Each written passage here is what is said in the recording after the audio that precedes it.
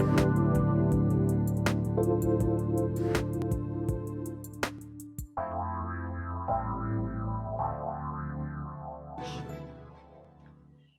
everybody, and Happy New Year. It's so great to have you joining us here. You might be listening live on Facebook Live on Transformation Talk Radio's page or on Christine Upchurch professional page. You might be listening live on KKNW AM 1150 in the Seattle area or on transformationtalkradio.com over the internet or after the fact on one of the dozens of podcasts it sends up in. But whenever you're joining us and wherever you're joining us from, we're grateful to have you here. And I'm grateful for the people behind the scenes, Mr. Benny Mathers. Good morning, Benny. Happy New Year. Hi there. And happy birthday. Happy birthday. Thank you very much. Yeah, it's usually a busy top of the year for me. And then after, nothing. No, I'm just kidding. Yeah. Well, then there's Valentine's Day. And, yeah. Well, with the Valentine's Day, there's 365 days a year to show your true love. So it doesn't need to be one particular day. And I say that lovingly, of course. Yes. And Olivia, good morning. Good morning. Happy New Year. Nice to have you. Happy New Year to you too. And I want to also give a shout out to Kyle, who's behind the scenes, who gets all this stuff going to make sure that we've got great guests and our guests show up and all those details. Anyway, I'm very grateful to have you here today. And we're going to be talking about something that I think everybody longs for. And that is finding your purpose, not just like how you show up in your career, but rather how you align your life with your soul. And our guest today has lots of tips about how to do that. And she's Sahara Rose. She's a best-selling author, a speaker, and a host of a wildly popular podcast called Highest Self. She's leading the conversation around Ayurveda and spirituality and has been called a leading voice for the millennial generation. I love that because we need leaders in that generation. A leading voice in the millennial generation into a new paradigm shift. We also need that paradigm shift too. And that quote is from Deepak Chopra. Sahara is on a mission to remind people of their highest selves so they can share their gifts with the world and raise the vibration of the planet, which we so need right now. In her new book, Discover Your Dharma, a Vedic guide to finding your purpose, finding your soul's purpose, which just launched, she's helping us discover the truth of who we are and what your fears are that are getting in the way of blocking you stepping into your Dharma. She takes esoteric spirituality and brings it down to tangible life, leaving readers feeling both inspired and fulfilled. I'd like to welcome our guest today, Sahara Rose. Hi there. Thank you so much for having me, Christine. It's an honor to be here today. I do love the fact that you are of a younger generation and you had to step through a whole lot of fear and a whole lot of what I call conditioning in order to be where you're at right now, with your book and with what you offer the world. Can you tell us a little bit about your journey to break through that conditioning to step into your soul's purpose? Yeah. So I wrote this book, Discover Your Dharma, because I wasn't sure if I even had one. My mom was a refugee and my dad was an immigrant. So growing up, it was about survival. We're here, we're in the US, so, survive. And right. I knew, what a privilege it was to be in the United States and to not, have to deal with war or child marriage or many of the things that have been part of my lineage. So I thought that I, need to sacrifice this lifetime to be of service. I looked at the people who were helping others and I would see Mother Teresa or Gandhi or all these people who did this enormous self-sacrificing thing. And I thought that must be how you help people. So I looked at, some of the gravest issues in humanity from child sex trafficking to child soldiers, child labor, et cetera, and said, okay, I'll fix those things. So I actually went to school studying to become an international human rights lawyer and was working with nonprofit organizations and found myself in DC in college, realizing that I was so unhappy with my life. I felt like I wasn't really helping people. I felt like my time was spent raising money for a fundraiser that then gave all their money to the next fundraiser. And it wasn't even really going to the people. I felt like I wasn't using my gifts. I wasn't using my creativity or desire to write. And it was a really tough time in my life because I had spent my whole life thinking I was going to be an international human rights lawyer. And here I am not having the life that I would even want for anyone else.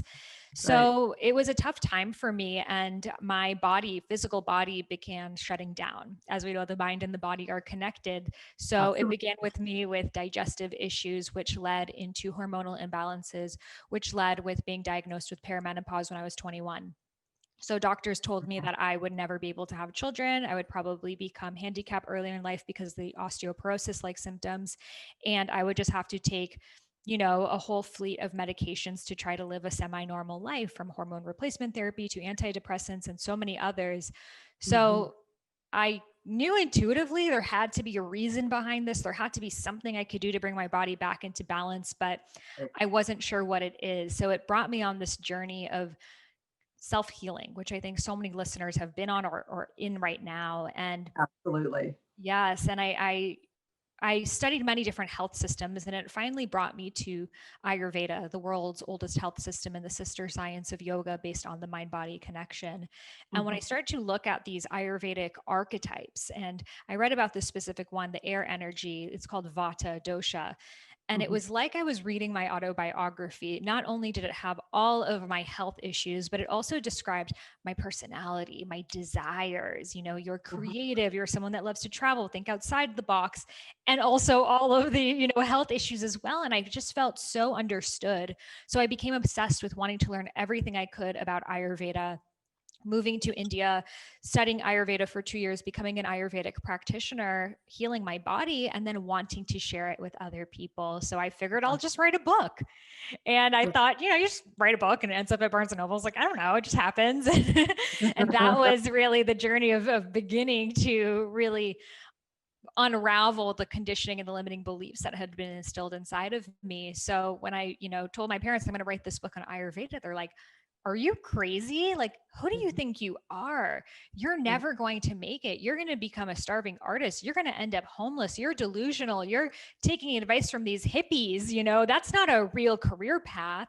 Sure. And it was a really tough time because, and it wasn't just a period of time, it was years of sometimes having the certainty of knowing that I went through these experiences to share them with others. And then other times looking at the world around me and seeing, life's tough, get a helmet. Everyone must, be doing something that they don't love to do. So I should probably stop believing in this fairy tale of following your dreams. And maybe it's like a Santa Claus story they tell you as a kid and you get older and no, you weren't actually supposed to do that.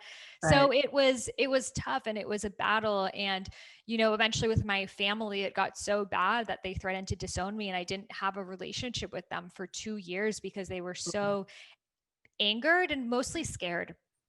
They were scared. They didn't know where this path was taking me. They weren't sure if I would end up, in a place that they didn't sacrifice all of this to go. And I think a lot of people can relate to, well, my family did this for me, or this is expected of me. And now I'm, sure, going another path and I'm not going to have their love anymore.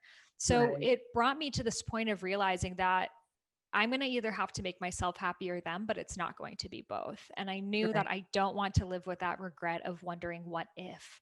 So eventually I know that we want to please our parents, not just because, it's sort of expected of us, but because we also love them and we don't want to disappoint them and we feel responsible. And yet part of the individuation process is letting go of that sense of responsibility towards your parents and transforming that responsibility to yourself. Absolutely. And now I can see it as part of my soul's unique curriculum to help me embody my Dharma. How much I had subconsciously been living for their approval, for their validation, for them giving me the gold star. And then here I didn't have it, but having to give that to myself, having to trust myself enough and have that belief, even when the people around me did not. And now I look at it as we are born with a Dharma, we're born with this divine soul's purpose, but our journey of our obstacles help us now embody that purpose. So I eventually wrote the book and got rejected by 30 different publishers who echoed back those exact same fears and doubts and concerns.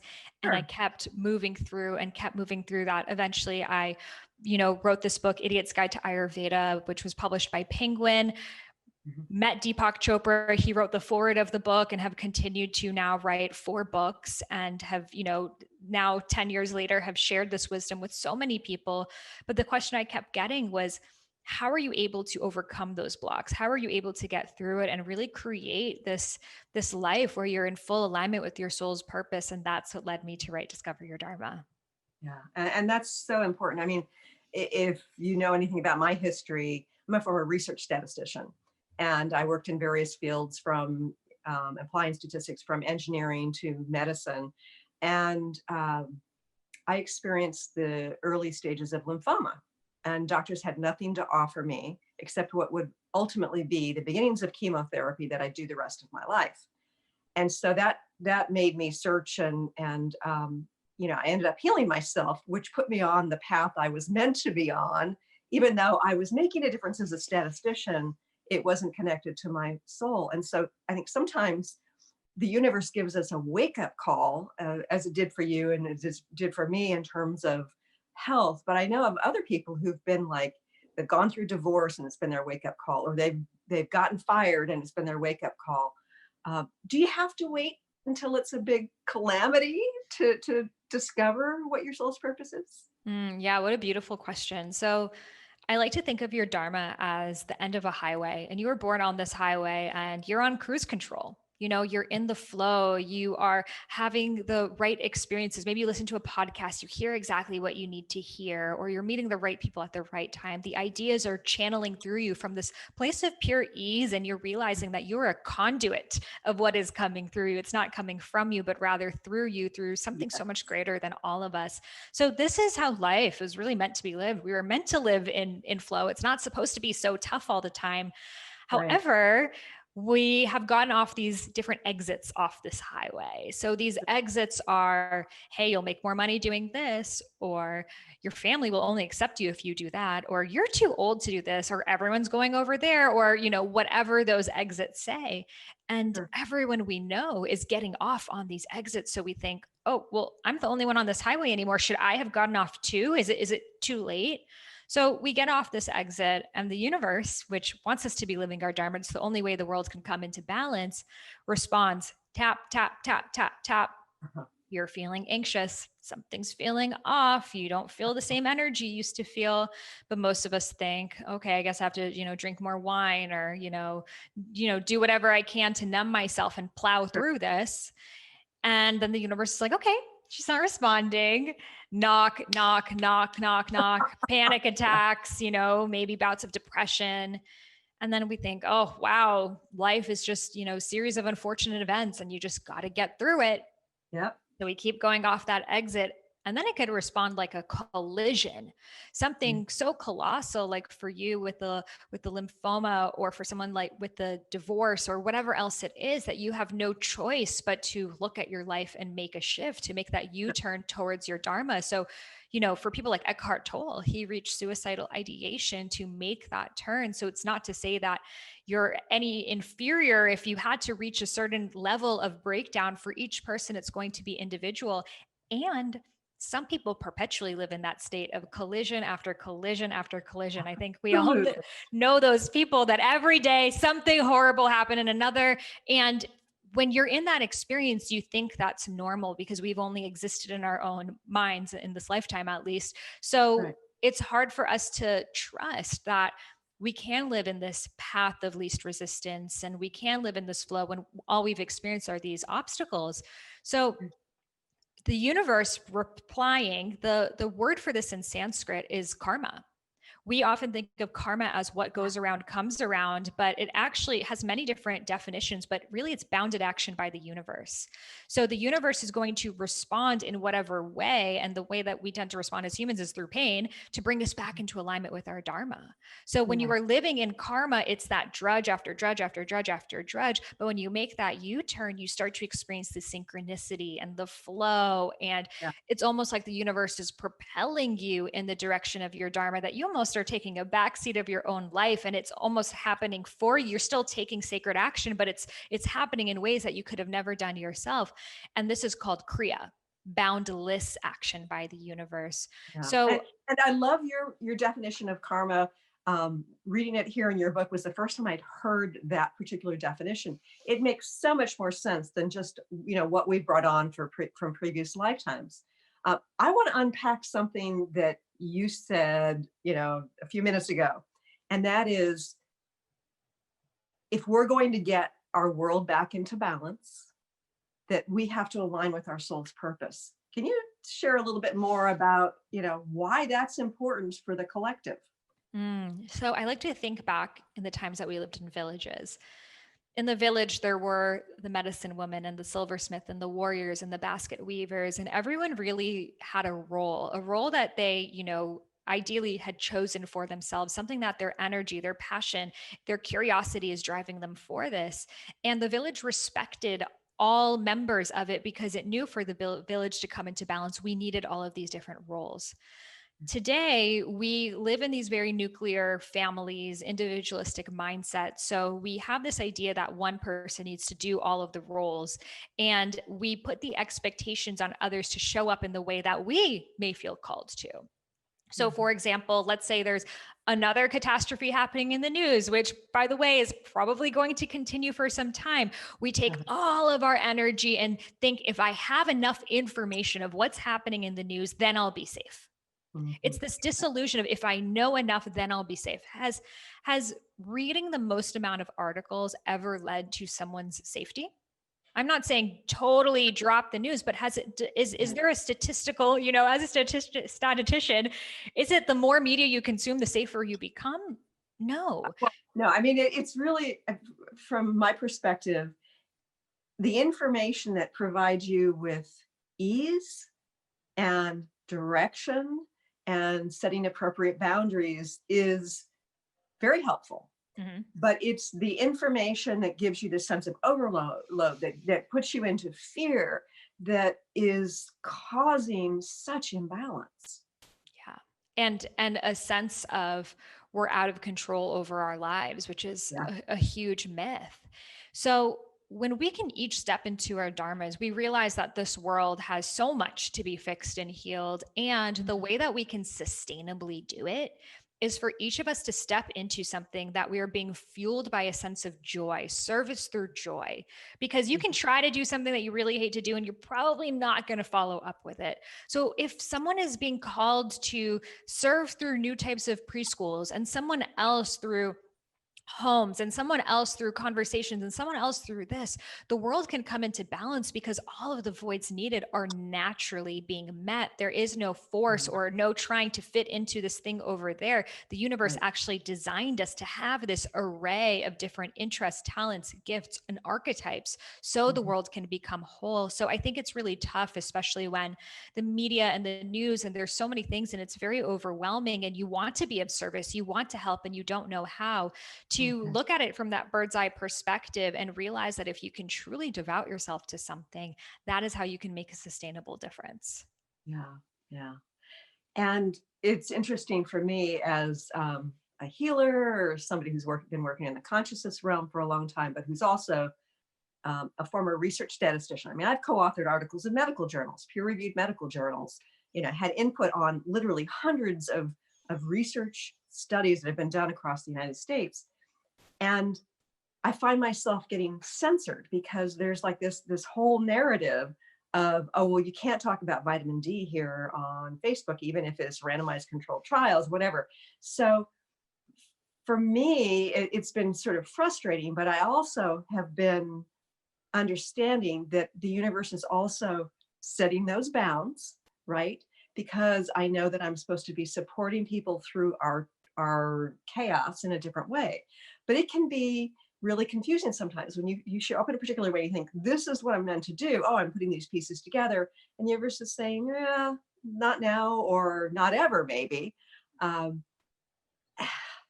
do we sort of take the information from the boundedness that we experience, the karma, if you will, from the mild karma in particular, and find our navigation to our highest level of service? So the question to ask yourself is moving through this going to make me feel more expansive or contractive? Yes. So A lot of times we think, well, life is supposed to be super easy. So I'm just going to sit back and like let my Dharma happen for me. Should just happen, right? And we have free will. Yeah. Not everyone's going to live their Dharma because most people are either not aware of it or aren't going to consciously continue to work for it. So I remember reading these books, many spiritual texts, I would say, follow the path of least resistance. And I was so confused because I was like, my mom wouldn't have left her country on foot in a war if she followed the path of least resistance, or a homeless person wouldn't have gone out of poverty if they followed the path of least resistance. So, how does this make sense? Don't we sometimes need to do the things that challenge us and are difficult for us? But also, life is meant to be lived in flow. And I really had a hard time understanding that. And an analogy that really came to me was, we're on this beach, right? So we're on the sand and our Dharma is out in open waters. And this is our fulfillment, the path of least resistance, the flow, all of the things that we know intuitively we can experience in this lifetime. But to get to those open waters, you got to go through the waves. Yeah. And those waves represent the limiting beliefs and the societal conditioning and the obstacles and the many times you haven't listened to yourself. And, the further off track you are, the bigger and more daunting the waves. So most of us, we try to get into that wave once and we're knocked back to shore. We try a second time, we're knocked back to shore. So we think, oh, well, these open waters must not exist because I tried 2 times and it wasn't there. And everyone we know is on the sand. Everyone says, you're right. Yeah, there's no open waters out there. All we've known is the sand. And you see your uncle who's like, I tried to make an band in college and we failed. So following your dream is not real. And you have all this evidence for it now. But something deeper within you knows that people wouldn't keep talking about this thing for so many centuries if it didn't exist. So what we get to do is we get to become a stronger swimmer. We get to learn how to navigate and dodge those waves. And maybe you go back and you get tools, you get your surfboard that could represent your breathwork practice or different spiritual tools that you've gotten. You learn how to navigate, dodge them, move through them until you find yourself in these open waters. And you're like, oh, this is the path of least resistance people were talking about. This is the Dharma. This is the flow. But sometimes to get to the path of least resistance, you first have to follow the path that you are personally the most resistant to. Mm-hmm. That makes perfect sense. I love that analogy. And I think about our conditioning as children, and with this analogy being on the beach, it's like, well, it's dangerous. There are riptides out there and there are big waves that can knock you over and knock you under. And it's safer to just stay in the shallow end. Mm-hmm. What are some of the signs that somebody truly yearns to get beyond those waves, to find that place of ease? So let's say you have this desire to write a book. You know that you want to share your story. You can see it on paper and the people reading it, but every single time you get to sit down on your laptop, there is this huge writer's block and all of these stories that say, you're not special, you're not important, you're not a good writer, you don't have time for this. So even though you want to write this book, you're just experiencing block after block after block, but writing this book is going to give you the ultimate expansiveness. Right. So this is an example of one of those waves, or a couple of waves that may be layers under each other, that you get to overcome to move you towards your Dharma because you feel expansive. Now, let's say the waves are, you're at this job that doesn't utilize your gifts. You're not even aligned with the company's mission. Even when you think about where you're going to be a year from now or 5 years from now, you're not even excited about that. And it gets tougher by the day, at conflict after conflict. You're just putting out fires all the time. You're low in energy. But you think, okay, if I just can get through another couple years of this, then I'll figure out what it is I want to do. Mm-hmm. That's an example of you're just moving towards continual contraction. You don't even like where that direction is going. So ask yourself, is moving through this going to give me more expansiveness or contraction? And I like to also tune into the body, like energy of what do these qualities feel like for me? So for me, when I tune into expansiveness, I think of my arms stretching out, my chest is open, I'm taking up space, I'm growing. And when I think of contraction, I I cover my chest, I cover my heart. I am making myself small. I feel like I've been, on an airplane for too long. So Uh-huh. tuning into those body senses of, okay, what are the things I'm doing in my life that are bringing me more expansiveness? And what are the things I'm doing in my life that are bringing me more contractiveness? Now, does this mean we don't do anything? We don't file our taxes or anything? No, we Yeah. still got, but I know me paying my taxes is going to lead to the expansiveness of me having a business. So it is Right. worth it for me. And So if we don't pay our taxes, it's going to feel overwhelming. jail And is going to feel pretty yes. contractive. Yeah, Yeah. yeah, yeah.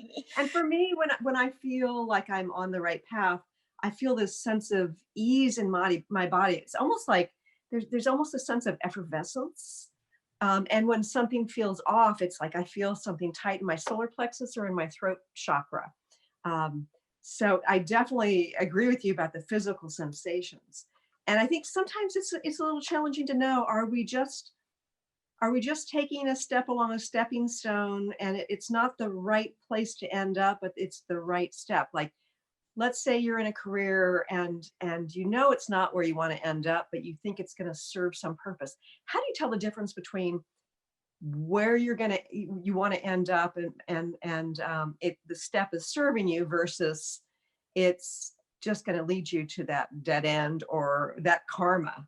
hmm So I think of, different experiences in our lives having soul contracts being like time periods in which that thing may be in alignment for you. So, even projects, careers, jobs, relationships, they all have different kind of soul contracts. You could call it whatever it is that you want, time periods that you're feeling in alignment with it. So let's say you are, maybe you're interested in, I don't know, launching your own business, but you're not sure if right now is the time. You've never really had any experience doing it. You're not even sure if you want to make that risk quite yet. So a good first step for you could be to work for someone that has their own business, learn more about the behind the scenes, to, Uh-huh. start to get the ball moving in that direction, see if it's a fit for you before you quit your job and just try to make it. So this is an experience that maybe your long-term vision is not to work at this place, but you like the experience it's giving you. It's actually fueling your Dharma. It's in alignment with your gifts, or it's taking you somewhere that you couldn't have gone without it. Now, let's say you remain at that job for the next 10 years and you went into it thinking it's going to be a temporary thing and you still don't like it, but you're afraid of leaving it. You don't know what else is out there. So now it's starting to feel heavy. You're starting to resent your job. You're starting to not look forward to every single day. And then you get on that karma cycle of it feels heavier, denser, denser, denser. So that's why the body awareness is really helpful of when is this starting to feel contractive for me? Is this something that maybe I need to switch up my self-care routine? It's something interpersonal, or is this no longer a fit? And there's no perfect answer for that. It's very individual according to what's happening. But I do think it's important. I talk about these 3 ways to get to your Dharma, and they're the leap. The leap is to make that big transition, which is helpful for some people. Some people need that element of risk. Some people are at a job that is so heavy for them that they don't have energy to, focus on what it is that they may be passionate about. So Right. the leap may be a good option for them, but for others, it's the transition. And the transition is maybe you launch your podcast and you start to build your audience and you build your voice, and maybe you get sponsors and you build it to a point that there's still going to be a leap, but it may be a 3 feet leap instead of a 30 feet leap. And then the third is the accidental Dharma. And these are the things that kind of knock on your door without you expecting it. So a story I share in the book was my friend's uncle was an engineer his whole life, and he was in his mid 50s, and HR where he worked said everyone needed to sign up for an extracurricular activity. So he just skimmed through it and he randomly chooses pottery. Had never done it in his life. He just kind of wanted to get it over with. So he gets on that pottery wheel and he feels his hand on that mud and it moving through his fingers, and he's creating things and he feels so grounded. And he's like, I love doing this. I need to do this every day. So he starts showing up on his lunch break every day on that pottery wheel, making plates and bowls and gifting it to the people at the office. And soon they start buying it from him. And now he's a full-time potter. The first half of his life was an engineer, and now he's a potter. So that's an example of an accidental Dharma, but he could have just as easily has said, oh, I love pottery, but too bad I don't have time for it. I'm an engineer. I'm so busy. So we Yeah. all have those things that are, knocking on our doors, things that we could step into, but are we allowing ourselves to say yes to it? Love this. We have to go to a quick break, but when we return, let's talk about Ayurvedic doshas as well as the various archetypes and how that can help people find their dharma. Stay tuned for more with Sahara Rose here on the Christine Upchurch Show.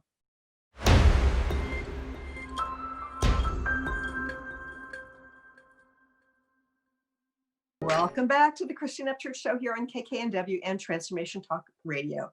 Not to mention Facebook Live if you're watching live. And by the way, I can't see your comments if you are watching live. There's probably another way of getting a third device in front of me, but I haven't figured that out yet. So sorry, folks, if you're leaving comments. We are talking to the author of Discover Your Dharma, a Vedic guide to finding your purpose, Sahara Rose. And she's got a new book that just came out this month, or is coming out this month. Sahara, has it actually officially launched? It is out, yes. Yeah. It was close, in terms of the timing. Congratulations. Thank you. So first of all, I want to ask you, does Dharma always relate to purpose as within the context of a career, or can it mean something different? Your Dharma is more like your mission statement. It's your big why. It is the umbrella that combines everything it is which you are. It's not what you do, but it's how you do it. It's your soul's frequency. It's your energy. So it may, under that mission statement, there are services that can be different careers, roles, jobs, projects, etc. But it's much greater than that. So for example, let's say someone's Dharma is to bring beauty to the world. They may be an interior designer for some years, and then a graphic designer, and then a florist, and then a wedding planner, and then have an Etsy shop. And they may be kicking themselves saying, I must not have a purpose. I keep changing my mind. But actually, they were always bringing beauty to this world. Right. So what's your Dharma? So my Dharma, all of our Dharmas at the highest level is the same. It's to raise consciousness, right? We're all here to make the world a better place. For me, it's merging ancient spirituality with, the modern vocabulary that really resonates with especially my generation, and to show people the spiritual journey can be fun. I think sometimes we get so serious about things and try to, figure it all out. And I've learned in my journey, I love to dance. I love to DJ. I love to express myself in creative ways. And the more that I show myself that I'm showing up in these ways, it gives people permission to maybe bring the parts of themselves they're ashamed about or feel like they don't fit into the picture, into the puzzle, and realize it's all spiritual. It is. And there is something about laughter when it's not at the expense of somebody, but really it's like looking at incongruencies, or perhaps just something that's totally random and totally, off the wall, that raises our frequency. And laughter, it's obviously good for our bodies as well, but it does increase our frequency. As an energy healer, I'm very aware of frequency, and it can raise things. And when I teach in front of people, when I end up, saying something amusing, you can feel how the energy of the room shifts dramatically when people are laughing. It's like there's this ease that's brought forth that, I interpret it to be sort of people getting more into that flow state through laughter. Absolutely. It's one of the most expansive states that we can be in. It's our true nature of innocence, of play. I think so many of us have separated ourselves from that part of ourselves. But as children, we were always laughing. We were always finding things that were hysterical to us and letting ourselves be silly. And then we get so self-conscious later on in life. So as we, discover our Dharma, it's more of a remembrance. It's more of an unraveling and letting go of all of the conditioning and layers that you have held onto that you think are you, to remember the truth of who it is you've already been all along. Yeah, I love that. Okay, so can you tell us a little bit about Ayurvedic doshas and how they relate to Dharma? Yeah. So in my study of Ayurveda, I realized that these doshas, these archetypes, were so much more than just health. They're very helpful with health, nutrition, etc. But I was seeing that within them was a lens to look at your purpose. So these three doshas, or these archetypes, are Vata, which is essentially air energy, Pitta, which is fire, and Kapha, which is earth. So we're all a combination of all three, but in varying amounts.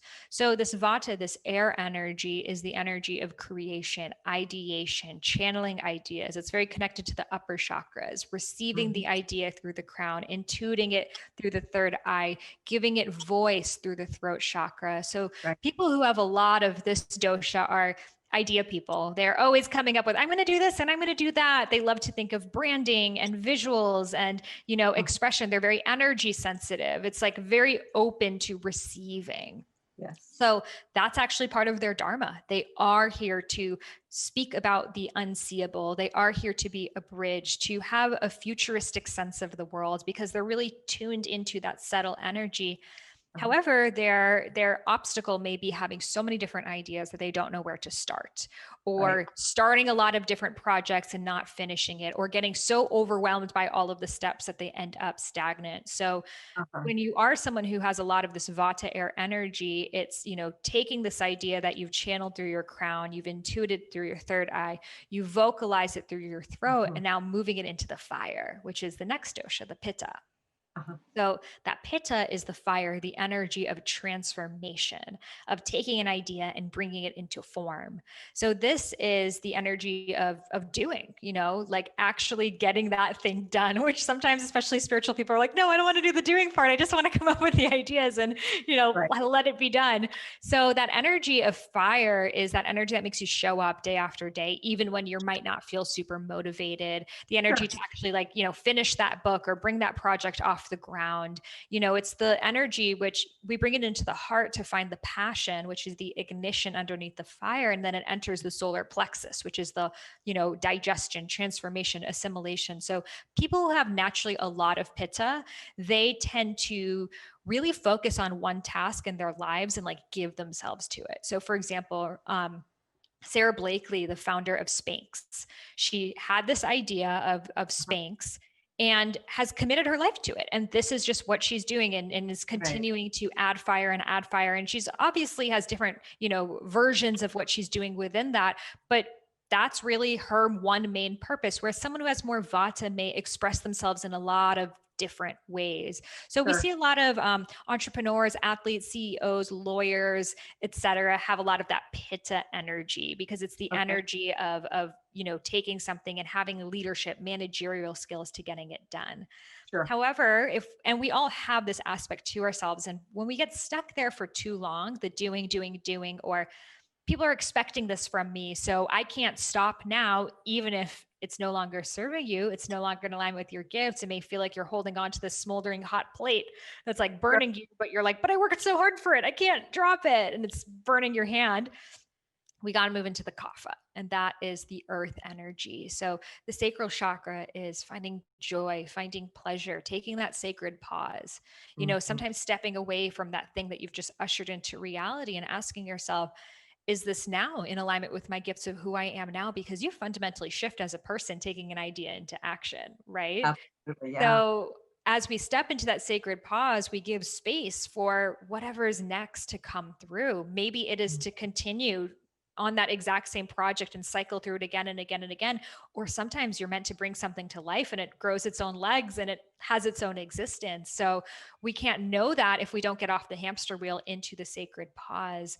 And from the sacral chakra, we emerge into the root, and that's the birthing. That is letting it become its own movement and having other people's dharmas get involved with it as well. One of the things I find so interesting about the order that you put those in and how you've connected them is I think in terms of energy, and I think about how our purpose right now on the planet is to bring through some of that higher frequency vibration, that light, sort of the air energy, and then bring it into our bodies and ground it onto the earth.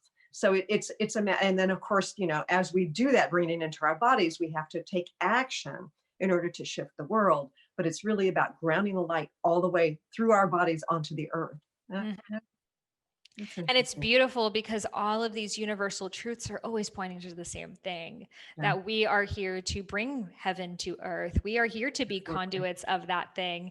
And whether it's Vedic teaching or shamanic teaching or light language or whatever it is that is your vocabulary according to your past lives and resonance and all of that is going to make, maybe different things relate to us more. It's really all the same fundamental truth. And what I love about the doshas specifically is it helps us see ourselves in these archetypes and see, okay, well, maybe here's a blind spot that I have been overlooking. So if you're that pitta person, do you maybe become such a workaholic that you drop all things in your life? If you're vata, are you, chasing a million things and not really seeing anything to completion? And the kapha, the person who's very in the kapha dosha, tends to be a nurturer, tends to really, connect with people, care, hold space, that mama or papa bear energy, go one-on-one. So Oprah is a really strong example of this, that, even when Oprah is at the Staples Center with tens of thousands of people around her, she sits on a chair next to a person and has a really deep conversation to draw the wisdom out of them.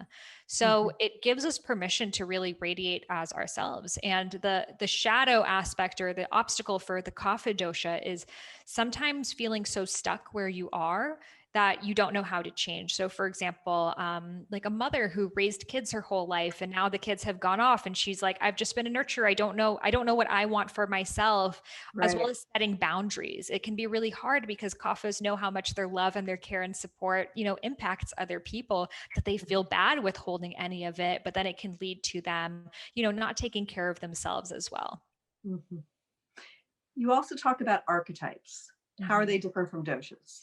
Yeah. So these 3 doshas I love so much, and I wanted to further break them down into actual roles we play in society, because, taking it into a more tangible vocabulary. So I came up with these 9 Dharma archetypes, which can be broken down further as the doshas. So they are, well, we could start with yours, because I know you took the quiz on my website on dharmaarchetypequiz.com. So the teacher is here to impart knowledge. They are here to learn obstacles and transmute it by sharing them with others. That is how they're going to go through life. I learned this thing. Let me share it with you. Okay. Like mission accomplished, moving on to the next thing. And that's how they're going to go through life. So the teacher has a really strong ability to take things that are confusing or intangible or dense and make it understandable. That is what their channel can do. So teachers can have so many different roles. I mean, you could be from a spiritual teacher to an algebra teacher or history teacher, but really it's taking something that may be hard for others to understand it and assimilating it into understandable language. So maybe as a kid, when you were studying for exams, you were teaching other people that subject, and that helped you learn about it more. That's something a teacher would do. So the next one, which you definitely also have, is the visionary. The visionary is here to be a bridge for the new paradigm. They are here to inspire, use their gift of their communication, help people see a higher idea, a higher way that we can be. So their gift is their communication, their charisma, their words, their ability to bring people to this elevated state. So we can be both. I have both archetypes as well, but the difference really is a teacher may, I'm going to teach you about gardening, like I'm teaching you about this thing. Whereas the visionary, it's really here to inspire towards this new paradigm. So that's why often, spiritual teachers can have both qualities. So Barack Obama is a strong example of a visionary. Whether you agree with him politically or not, he had this ability to bring people around this cause, use his voice, use his charisma, that he, was someone who really stood for change, for a new way of being. And we can see this as his visionary archetype. And each of these have their own obstacles as well. So for the visionary, it's sometimes you can see things in people or have advice for them that they may not be ready for quite yet. I have no idea what you're talking about. Never happened, no. And for the teacher, it's sometimes not connecting with your students. So, like that history teacher who's like, I'm going to teach you about the Prussian War, and everyone's falling asleep, but they're like, well, this is important. So it's important for the teachers, first and foremost, to be connecting to the students rather than this is important and I'm going to teach it. Sure, absolutely. So what are your archetypes? My first are visionary and teacher. Okay. Yeah. That's why we have podcasts. Yeah, exactly. So my third one is the artist. So the artist is here to bring beauty, and everything that they do is going to have an element of beauty to it, whether it is their homes, their social media feeds, the way that they dress themselves. They really care about the colors, the textures, the experience. So they look at life like all of these mediums in which they can create art from. They are actually receiving energy from a lot of different places, which is why they can make poetry out of a breakup, or, take things that people may not have noticed and create like an epic statue with them. So this is their artistry, and we need that. We've always had art in all civilizations, and it's still needed today. The obstacle for the artist is sometimes they can get very overwhelmed by all of the energies around them. They might need to shut themselves off from the world. They can also be quite disconnected from their bodies if they're just in their heads, and even struggle with manic depressive disorders, which, when we think of Frida Kahlo or Picasso or many of these great artists, we can see that this was a reoccurring issue. So it's important for artists to ground down to the physical too. And sometimes the artists can get quite addicted to the drama of life because they might create their best art from there. So it's also, dropping yourself from, my life needs to be in distress for me to create art, but I could also create art from a place of ease and joy. Mm-hmm. And by the way, I'm quite sure that's my third as well. So. Amazing. Just the same person. Love that. Okay, so, and again, I really want people to know how to get onto your website so they can take the quiz, because it's fascinating. What's your website again? Yeah, so this quiz is available for you at dharmaarchetypequiz.com. And so it's DHARMA and then archetype. dharmaarchetypequiz.com. And if you go on my website, I am Sahara Rose, you will find everything there. The quiz, the book, my Instagram, everything is just on my website, iamsahararose.com. Okay, great. Because I want to make sure people know that, because it's fun to take the quiz. And I have to tell you, some of the questions, it's like, well, I think I'm going to answer here, and then I changed my mind and answered something else. So it makes sense that we have more than one archetype. Totally. Yeah. And that's why the assessment in the book is actually a better way of doing it, because in the assessment, you're ranking them in order, because we're all of these archetypes in varying amounts, and certain stages of your life can actually bring up certain archetypes. So for example, having kids is going to bring up your nurture archetype, that Absolutely. You're going to be seeing the world from this lens. But then, when your kids grow up, maybe the artist comes up, or maybe the warrior comes up. So I find that typically your top two archetypes tend to really stay with you throughout your life, but the ones in the middle can really change in order, and tend to have one that's like your one that you really don't like to step into, but that's where your greatest work is. Interesting. Yeah. So, okay, I know that there are other archetypes. Why don't you talk about another one? And we're probably not going to get all the way through. Yeah. Fortunately, there's another place people can get that. Yes. So the other archetypes, just so people know, are the warrior, the entrepreneur, the researcher, the activist, and the entertainer. So for example, Christine, you definitely have the researcher in you. Earlier in your life, maybe if you took that quiz, that would have showed up as your primary one. But as you've continued to go on your dharmic journey, you've realized, okay, it's not my primary one, but it's definitely one I can tap into. So for example, Deepak Chopra is also teacher, visionary, researcher. So he is, showing people that meditation, spirituality, all of these things are real by backing it up with scientific research. And his greatest joy is to find more research that can prove these things and bring it to the science community. So that is his researcher archetype that's supporting his visionary and his teacher, but it's really creating his unique energetic signature. Now, someone like Tony Robbins is a warrior. So Tony Robbins gets everyone riled up and in their bodies and walking on hot coals. He's very pitta. So that's the transformation that he's going to get, creating that camaraderie, creating that really body experience. And then someone else like Caroline Myss, very teacher, that she's, breaking things down and creating these different frameworks and systems.